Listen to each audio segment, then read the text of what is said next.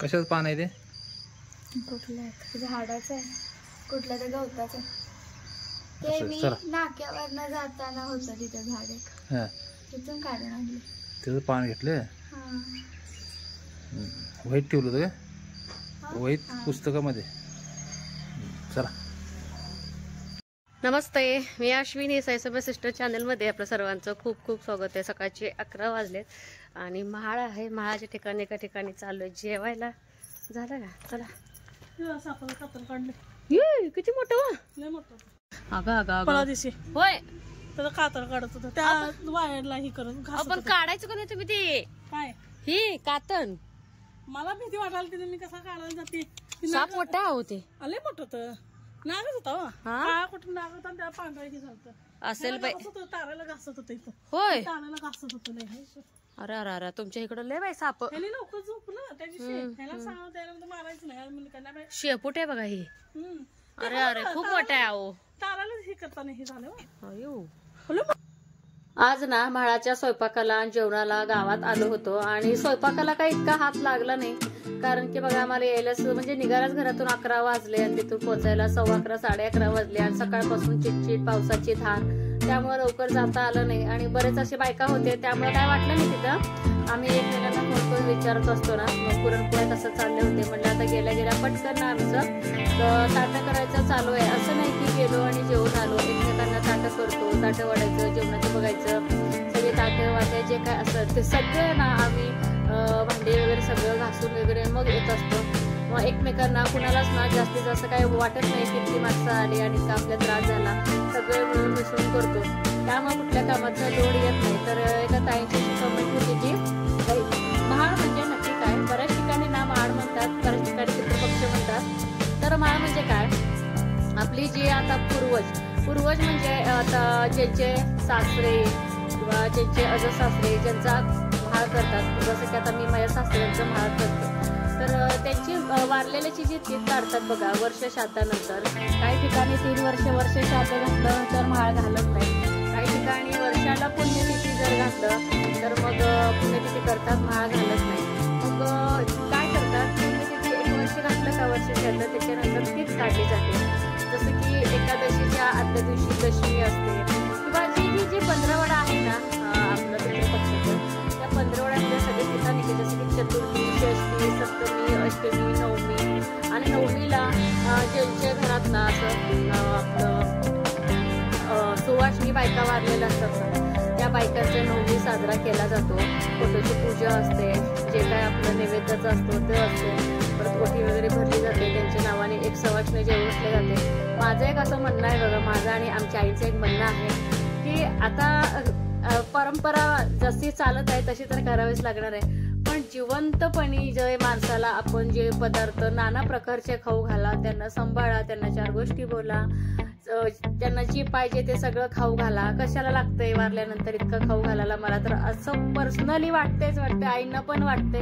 आई तर माझ्या मताशी इतकं सहमत आहेत ना, खूप सहमत. आता हे करावंच लागणार आहे. आताची पिढी अशी आहे की बऱ्याच ठिकाणी मी बघते आई-वडिलांना वगैरे सांभाळत आपलं बघतात, पण सगळं चुकीचं आहे. तर हे म्हाळ म्हणून आम्ही साजरा करतो. तर पहिल्यापासून चालू करत आहेत. गावातनं आलं, जेवण वगैरे करून आल्यानंतर घरी आल्यानंतर सगळं बिराडच लागले बघा कामाला. बाहेर पाऊस असल्यामुळं काहीच करता येईना. तर माझ्या रूममध्ये बऱ्यापैकी भांडे होती, ती भांडे सगळे आधी उतरून घेतलं. हे जर असेल तर वरती बिलकुल चढू देत नाहीत. आणि आता कसं दिवसभर पाऊस असल्यामुळं तर हे पण घरी होते, त्यामुळे ह्यांची थोडी मदत वरती चढायला वगैरे. आणि पुरी होते हाताखाली, पटपट द्यायचं असं ते घ्यायचं चालू होतं. दररोजच घर आपलं स्वच्छ असते, पण हे चुकीचा भ्रम आहे. भरपूर अशी घाण जाळी जमट कुठून गोळा ते मला माहित नाही. दररोज ना दररोज एक ना एक गोष्टीचं पिल्लू जाळी वगैरे ना आम्ही काढत असते. पण काय माहिती एवढी घाण कुठून आली. तर जसं जसं साफसफाई करेल ना तसं. आणि गौरी गणपतीच्या वेळेस जेव्हा आम्ही गौरी काढतो ना, तर गौरी इथंच असतात वरती लेंटलवरती. त्यावेळेस ही बरीच साफसफाई केलेली होती, पण भरपूर अशी धूळ निघाली.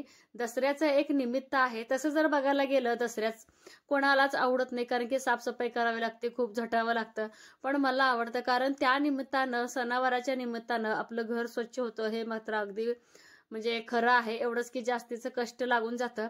तर पाईपनं आणि आपलं जे काय बोर्ड वगैरे असतात अगदी काळजीपूर्वक माझं ना पुसायचं वगैरे चालू असते, त्याशिवाय घर अगदी क्लीन असं वाटत नाही. आणि आजची कमेंट वाचून एक इतकं भारी वाटलं ना आपल्या ताई इथं नेहमीच्याच, की ताई ना मलाही साफसफाई घरात चालूच आहे, तरीही एवढ्यातलं मी ब्लॉग बघितला, इतकं भारी वाटलं ना. कारण की मला माहितीये साफसफाई करताना चिडचिड होते, परत आपल्याला दगदग होते, कधी आराम करू, कधी हे सगळं सत्र संपते असं वाटत असते. दररोज एक जरी रूम काढलं तरी पण ना आता ह्या रूम मध्ये जेवढा कचरा पडलाय पायदळीनं दुसऱ्या रूम मध्ये जातं, तीही रूम क्लीन करावं लागतं, असं बरंच कुठं दिवसभर चालू असतं. त्यातलंही बघितलं व्हिडिओ, खरंच खूप मनाला भारी वाटलं. त्या ताईंना खूप मनापासून धन्यवाद. आणि मशनी पण साफ करून घेतले, लागलंच ना, कारण की जे आपण झाड झटक करत असतो त्यावेळेस बरंच ना बारीक जाळे वगैरे जाऊन त्यात अडकलं असतात. एकदा जर साफसफाई करायला जर घेतलं तर सगळंच काढत असते. तर रूम काढायच्या अगोदर ना कपाट वगैरे मी काढून घेतले होते, त्यामुळे मला इतकं सोपं पडते ना. बऱ्याच टाईम म्हणायचे की माळ झाल्याशिवाय कशाला करतेस अश्विनी, हे बघा असं एक फायदा असतो. एक तर बाहेर पाऊस पण पडायला लागले.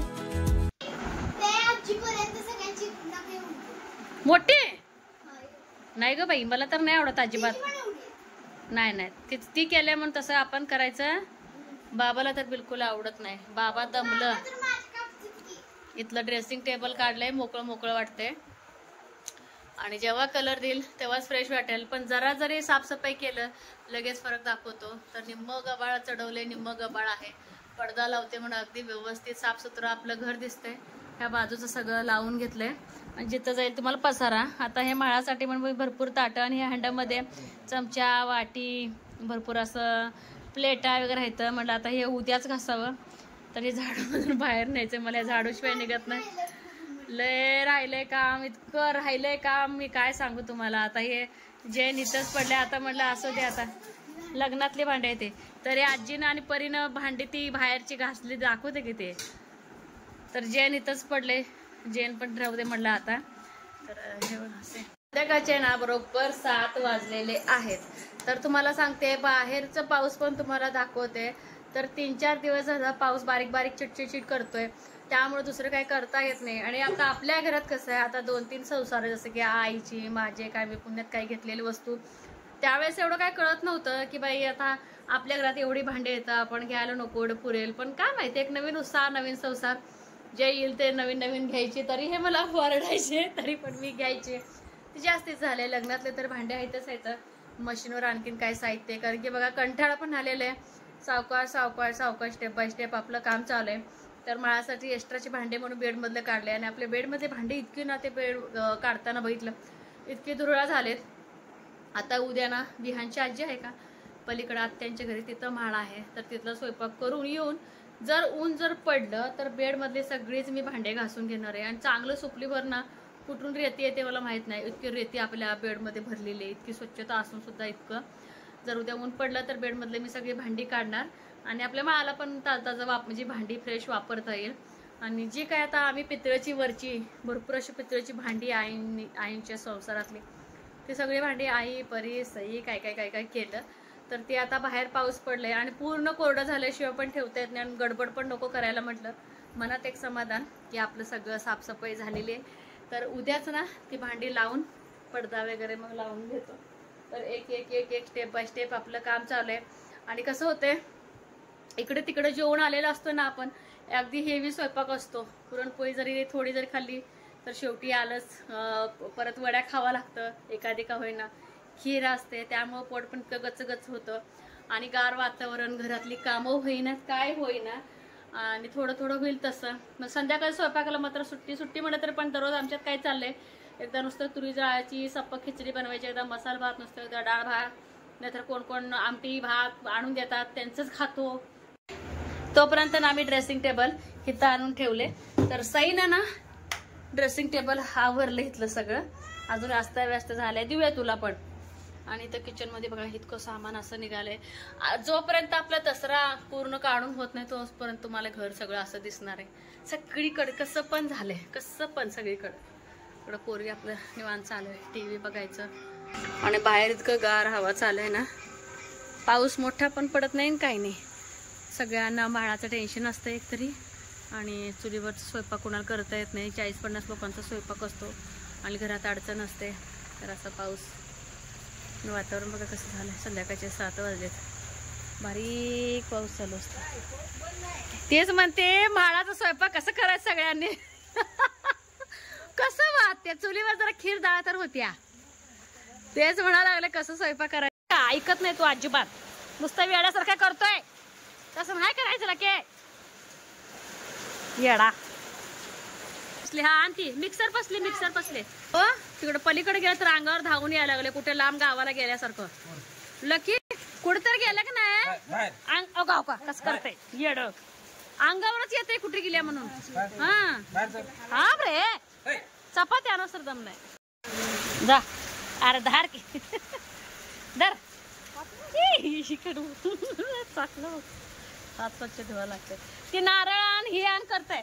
सकाळी नारळ पडल्या झाडावरनं. आपल्या झाडावरनं नारळ पडल्या म्हणून मी आणायला गेल्या. मग आता चप्पल घालून मी असतो नारळ आणलाय तोंडात आणि कट्ट्यावर आणलाय. हा असलं करतोय काम. आणि पावसामुळं पूर्ण कोकण झाले. कोकण घर हे ते. आणि जी पित्रेची वगैरे भांडे घासलं होतं ते सगळं इकडं आणून ठेवली. जसं की बंब बादल्या आमची साडी घातली. असं सगळीकडे तुम्हाला पसारा दिसणार आहे. आज कसं दसरा संपतो ना. तिखटवाली खिचडी बनवायची आहे. तर सगळ्यांना म्हणजे एवढं काय इच्छा नाही तर काय करते निम्म तेल आणि निम्म तूप असं वापरते. आणि कधी कधी नुसतं तुपातली पण मी बनवते. पण आता आपल्या मनाला पण तूप पाहिजे आणि दिवाळीची पण तयारी करायची आहे. तर आज ना खिचडीसाठी कच्चे शेंगदाणे घेतलेले आणि आपलं घरची डाळ. तर 2 शिट्ट्या काढून घेतल्या मी आधी. एकसारखं मिक्स होत आहे ना त्याच्यामध्ये म्हणून. तर याच्यामध्ये थोडंसं चिकन मसाला, काळा तिखट, हळद आणि धना पावडर सगळं एकत्र घेतलंय. आणि इकडं लसूण आणि आल्याची पेस्ट. परवा सई जेव्हा शिकत होती त्यावेळेस टाकायचं राहिलंच होतं. म्हटलं आता आधी ते इथं ठेवून घ्यावं. आणि टमाटर घेतले, कांदा घेतले आणि बटाटा घेतले. अगदी झणझणीत जर असं केलं ना संध्याकाळचं जेवण अगदी मस्त ओके होऊन जातं. त्यात आज शनिवार होतं ना. शनिवारच्या बाजारातून हे एक सगळ्यांना वडापाव वाटलं होतं. तर हे नीट करायचंय. थोडंसं पाणी मारलेलं होतं ना आणि पाऊस त्यामुळे मी नाही जास्तच ठेवले. तर गवार आणले, भेंडी आणले, हिरवी मिरची आणले. हे पण मी सगळं असंच ठेवलं. थोडी ना तडतडल्यावर कांदा टमॅटो टाकले आणि आपलं बटाटा शेंगदाणं आणि जी लसूण आल्याची पेस्ट आहे ती टाकायची. आणि हे सगळे मसाले आणि तांदूळ धुवून घेतले. तांदूळ मात्र तेलामधून छान मी परतून घेते. आणि अंदाजानुसार पाणी आणि 5 मिनिटं खूप छान असे खिचडी तयार होते. ज्याला आवडत नाही ज्याच्या तोंडाला चव येत नाही त्यांना नाही तिखटवाली खिचडी अगदी मस्त ऑप्शन आहे बघा. एकदम भारी लागते. फक्त ना ह्याच्यामध्ये खडे मसाल्याचा वापर करायचा नाही. अजिबात करायचं नाही. जास्तीत जास्त लसूण आलं ह्याचा वापर असतोच असतो. तर चला त्याच पद्धतीनं आपलं भात करून घ्यायचा आहे. तर भात झाल्यानंतर दाखवते मी तुम्हाला. तर हे बघा तर छान असं आत्ताच मस्त दिसतोय भात. 5 शिट्ट्या देणं ह्याला. तर इतकं पाण्याचं प्रमाण टाकले मी. आणि हे बघा मस्त आपली ना खिचडी तयार झाली. इतकी झणझणीत चमचमीत दिसते ना मस्त.